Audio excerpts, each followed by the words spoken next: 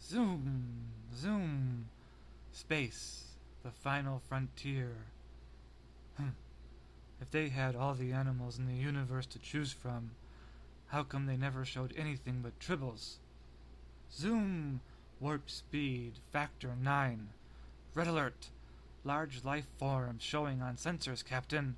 Raise the shields. Oh, never mind. It's just Jingles. My friendly lion friend, Lazar, how goes this day? This day goes well, wonderfully well, as you can see. I have a new toy. So you have, so you have. A nice toy it is, too. A finer wheelbarrow I've not seen in all my years. Wheelbarrow?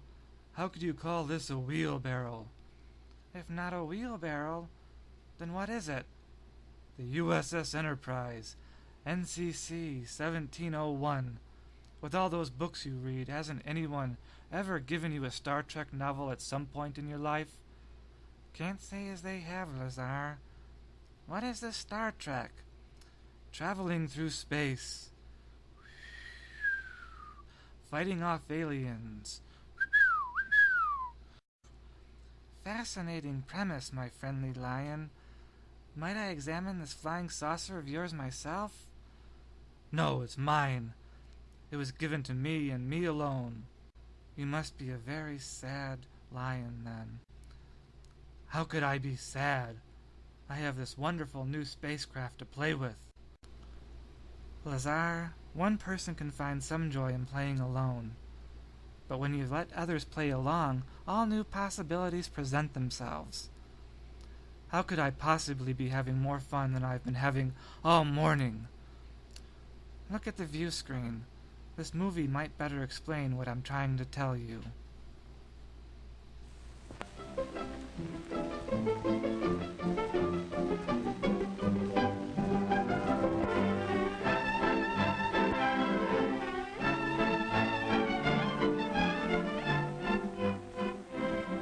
On this bright summer day, an express truck is stopping in front side the truck.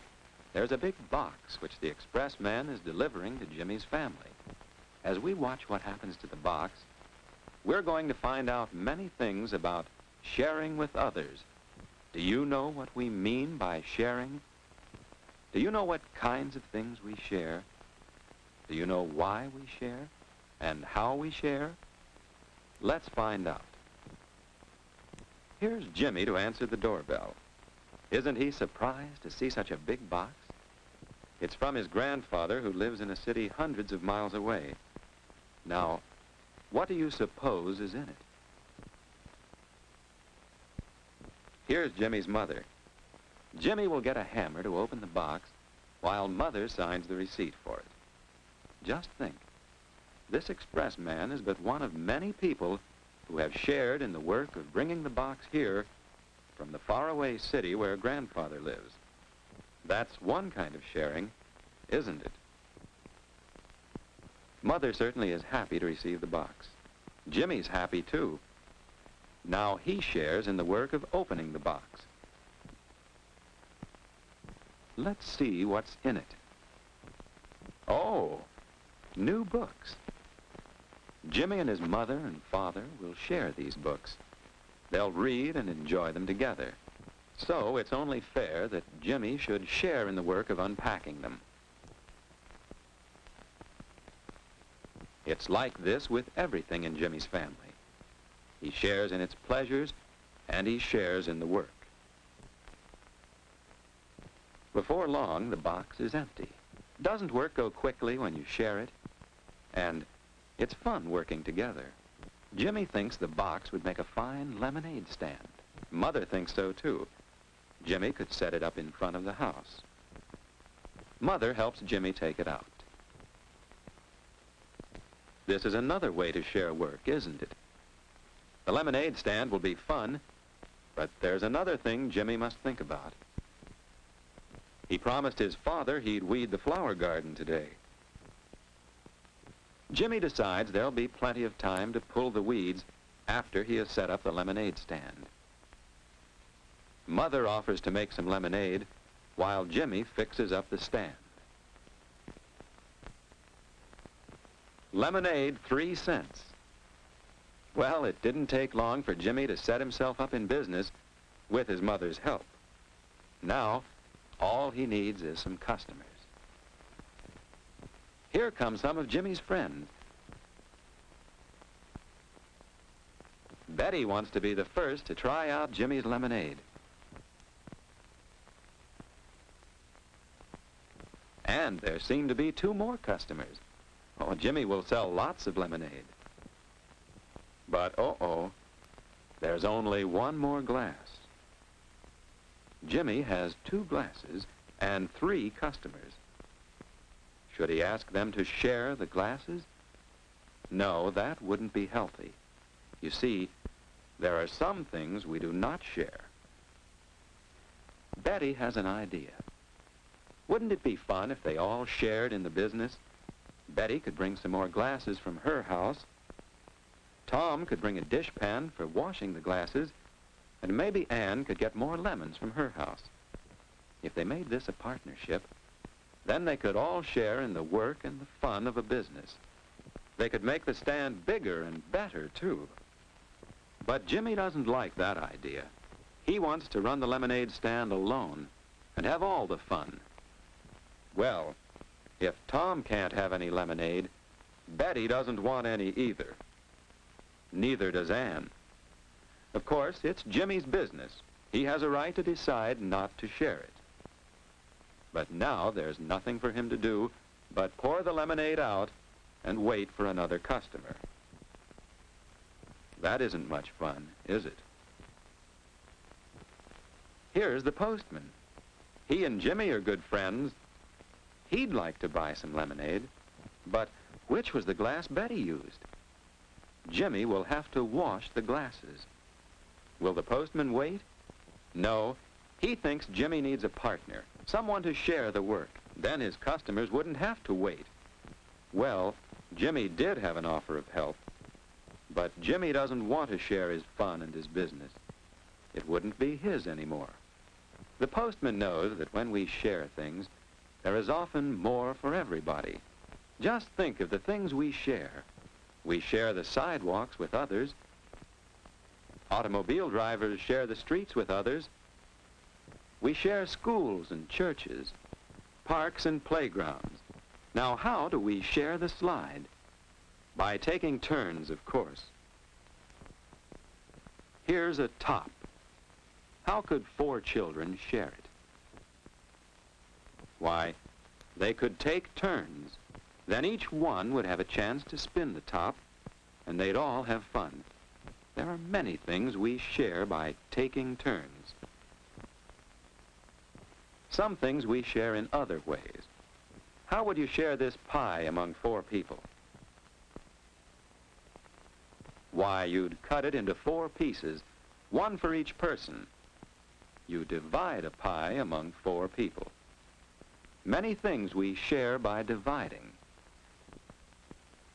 And there are other ways to share.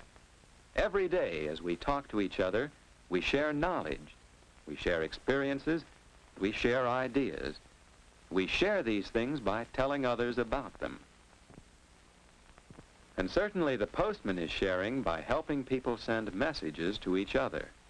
Yes, there are many, many ways in which sharing with others makes more for everybody. So it's important for Jimmy to think about when to share and how to share. He's also thinking about his lemonade stand and how he hasn't made 1 sale. Here's another thing for Jimmy to think about.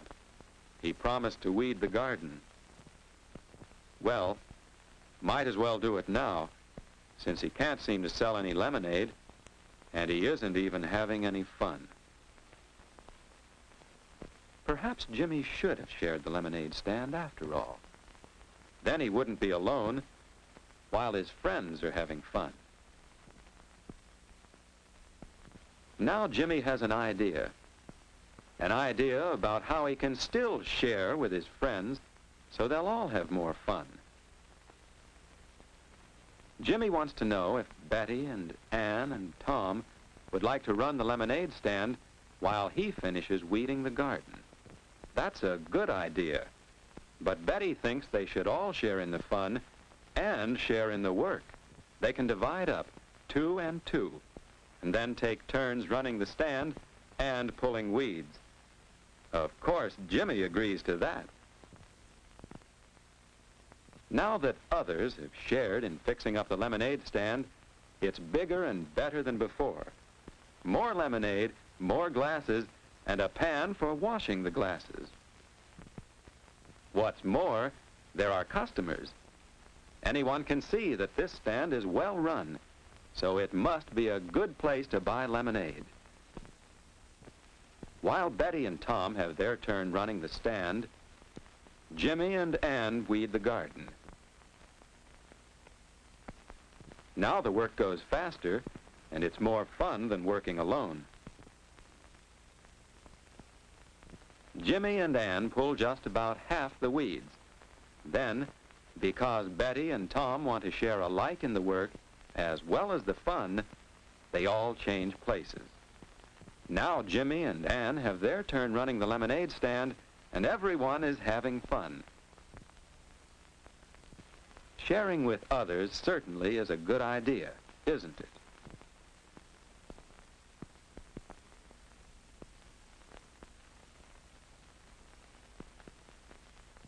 Now the lemonade is nearly gone, and Betty is counting the money the group has earned. What do you suppose they'll do with the money? Don't you think they'll divide it among them? That's the fair thing to do. And that will be sharing again, won't it? Here's Mother, pleased that all the weeds have been pulled, pleased that the lemonade stand has been such a big success. Yes, when Jimmy shared the stand with his friends, and they all shared in the work, then there was more fun for every member of the group. So you learn to share with others. You'll like it. Your friends will like you, too.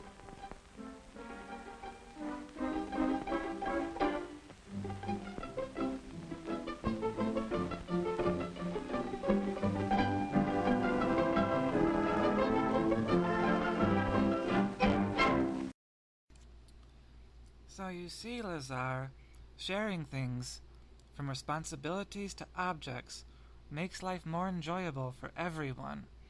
How much fun can you have if you have something nice, but it brings happiness to nobody else but you? Jingles, you are a wise giraffe. I realize now I was being selfish. I shouldn't have snapped at you the way I did. I was wrong. You can fly the Enterprise if you'd like. Be gentle with her.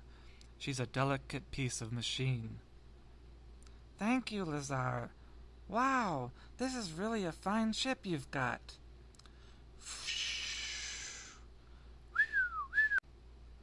Jingles, my ship. I am so sorry, Lazar. I don't know what came over me. I must have gotten a little too excited. Careless. I'm so sorry I dropped your new toy. It looks like it's still all right. Not a dent on her. She's one tough ship. Jingles, my friend, it was an accident. These things happen. But when someone shares something with you, you really need to be thoughtful with whatever they share with you. Here, look at the view screen. I've got a movie that helps explain the importance of other people's property.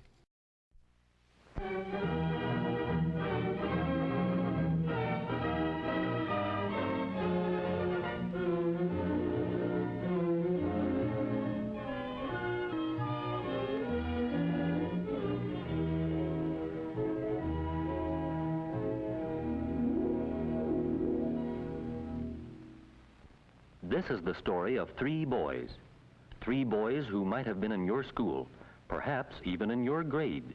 even your friends. And what happened to them might have happened to you. You see, they had a plan to do something, but they didn't stop to think what the consequences of that plan might be. And now they're in trouble, real trouble. Jimmy is just plain scared. Golly, what do you suppose is going to happen to us now? They'll probably kick us out of school activities for a month, but I don't care if they do. This is sure gonna hurt my mother and dad. What are you always worrying about your mother and dad for? They aren't going to hear anything about this. Gee, but they might even kick us out of school. I'd hate to face my folks if they did that. Golly, if I had it to do over, I'd sure do it different. Another chance? Do you really think you deserve another chance? You planned this, Frank. It was all your idea. What do you think about your fine idea now? And you, Jimmy, how do you feel? Although you didn't plan it, you really didn't give any thought to how it might turn out, did you? To you, it just seemed fun and a good idea at the time, but you did join in. But Dale, now, you could have stopped it. You knew it was wrong, and you knew where it had a good chance of leading. Then why did you do it? I knew it was wrong. I knew we shouldn't do it, and I tried to tell them. But they said I was just a chicken, and after all, they're my friends. And sometimes you have to do some things for friends that you don't like to do. Why did you do it, Jimmy? Well, Frank said he wanted to do it. He said it sure would be funny.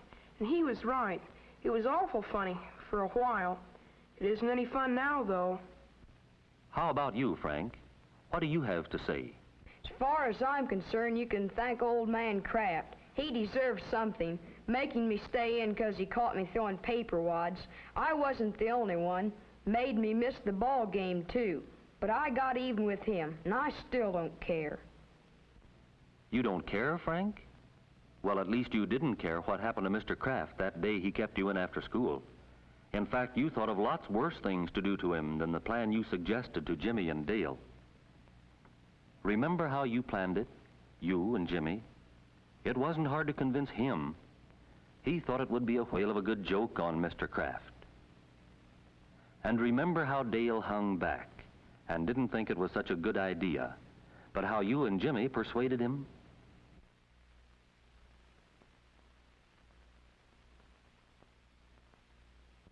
And how he came along with you just because he was your friend?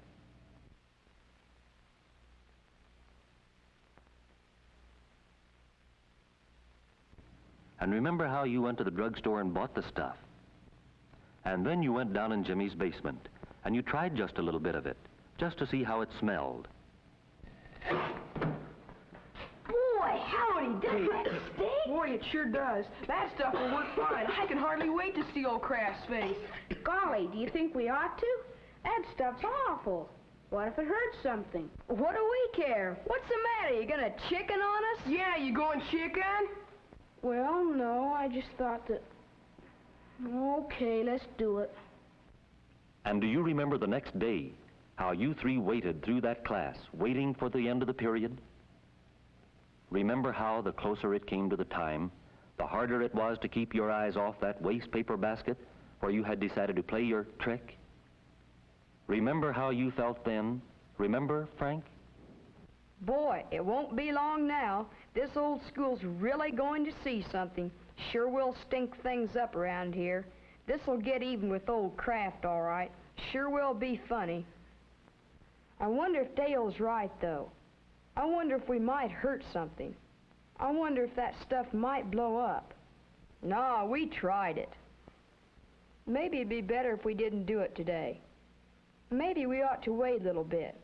Nope, can't do that. Jimmy and Dale would think I was scared if I backed out now. I'll just have to go through with it. Remember how you felt that day, Jimmy? I can hardly wait till Frank gets that stuff going. I'll bet this old room's gonna smell worse than it ever smelled before. Frank's always thinking up things to do. Wonder why I never have any good ideas. Yes, sir, that sure's going to be funny when old man Kraft gets a whiff of that stuff. And Dale, remember what you were thinking? We shouldn't do it. We just shouldn't. I know I was right. Something might happen. Might even start a fire. Somebody might get hurt. And it would be all my fault. I should have stopped it. I should have made Frank give up the idea. I wonder if I could stop it now. I could go tell Mr. Kraft, but I'd have to do it before class was over, and everybody'd see me. And I'd get Jimmy and Frank into trouble. They wouldn't like me anymore. No one would like me because I tattled. No, I guess there's nothing I can do about it now. If each of you had stopped to think, you would have given the whole thing up. But you didn't. You waited until Mr. Kraft dismissed class. Then you quickly put the sack of chemicals into the waste paper basket. It worked, just the way you thought it would. Except you used much more of the stuff this time than when you tried it out in Jimmy's basement.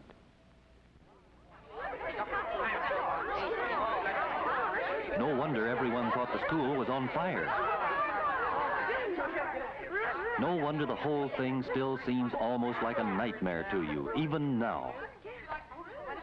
Yes, the chemicals worked all right, but not quite the way you thought they would. The school fire bell broke up the important dress rehearsal for the class play. You hadn't counted on that. The city fire department was called out. You hadn't counted on that either. And the fumes, so bad they made some of your classmates sick. You hadn't counted on the fumes at all. Classes in part of the school had to be let out because of the fumes.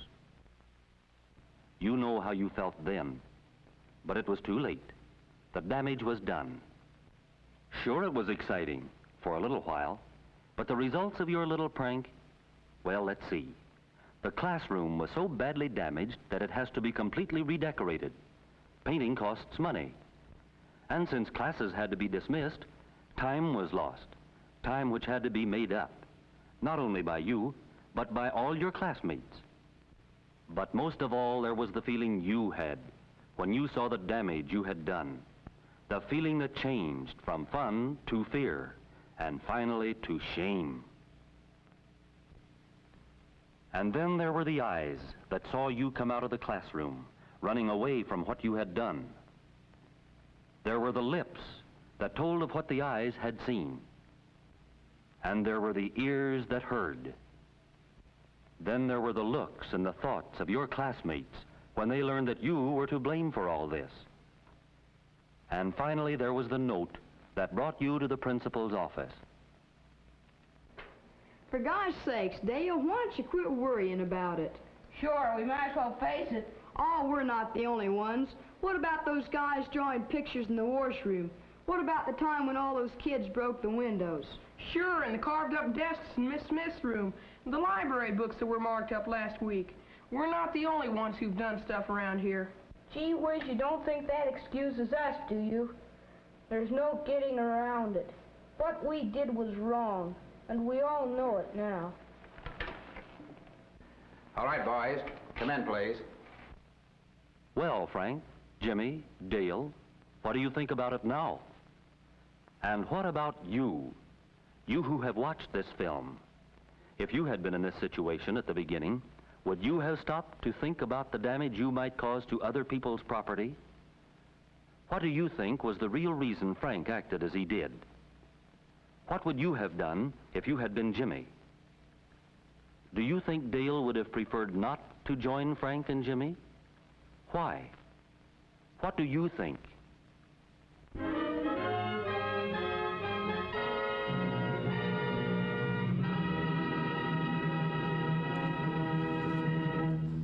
Lazar, I never realized how one careless mistake could cause so many problems for so many people. I really need to be more alert when I'm handling other people's property. You were kind enough to share your new toy with me, yet I nearly broke it. If you never choose to share anything with me again, I will understand. You taught me a lesson earlier, and it's one I will always remember. Sharing is important. It helps build trust. It helps make our lives more enjoyable. Jingles, we all make mistakes. As long as we learn from those mistakes, we won't make them again. I've learned from mine earlier, and not sharing with you. You've learned from your mistake as well. Here, take the Enterprise. Take it home with you tonight. Really? I don't know what to say. Just say thank you, my friend. Thank you, Lazar, thank you. I used to think that having a new toy was the best feeling in the world. That is, until I saw my friend enjoying it as much as me.